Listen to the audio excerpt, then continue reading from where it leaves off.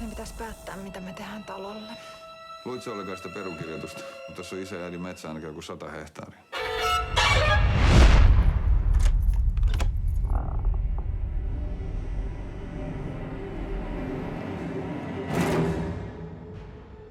Eikö tää paikka oikeasti herätä sussa mitään?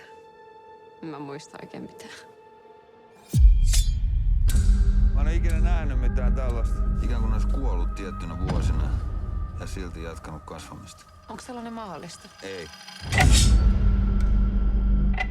Mitä vittua täällä on oikein tapahtunut?